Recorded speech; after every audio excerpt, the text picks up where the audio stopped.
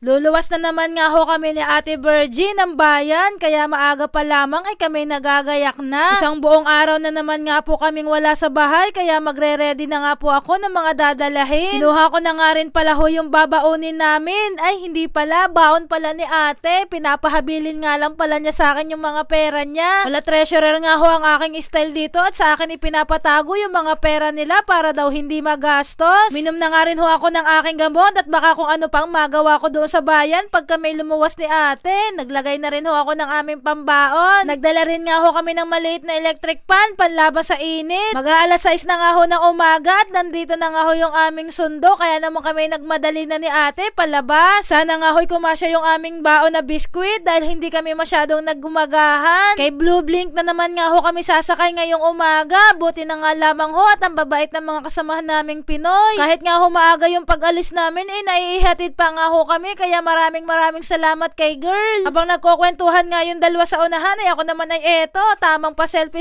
lamang. Minsan nga ho kapag nakikisuyo kaming magpahatid sa mga train station, kami ho'y nagbabayad. Ay minsan naman ho ayaw naman hong tanggapin. Kaya nga ho minsan kakain na lamang kami sa labas ng sama-sama o kaya naman ay pasalubong mula do sa aming pinanggalingan na lugar. Nakarating na nga pala ho kami din sa Sinmati Station at kami nga ho ay nagload lamang ng pamasahe ni ate bago kami pumasok din Si ate nga lamang ho ang nagload ng 1,000 yen dahil yung akin nga ho'y may laman pa. Pag-check ko nga ay nasa 3,000 yen pa yung laman ng aking card. Bali ngayon nga palang araw ay pupunta kami ni ate sa Tokyo at may lalakadin na naman nga ho kami. Ay syempre nga ho, sasamahan natin si madam nang tayo naman ay makagala-gala din kahit wala naman talaga akong pakay doon sa bayan na pupuntahan namin. Pag nga ho ganitong oras ka nagbiyahe ay kakaunti pa yung mga nakasakay sa tren, kaya naman kagandang makahanap ng iyong upuan. At eto nga ho, nakakapag-video pa ng kaunti. Ay pagdating nga ho ng alas 8 ng umaga at nakailang station na yung nadaanan namin ay punong-puno na naman nga ho aring tren na sasakyan namin. Ay ako nga ho ata ay nagkamali ng sinuot. Ay napaiksi ata ho yung aking suot na short. Ako ho'y lamig na lamig din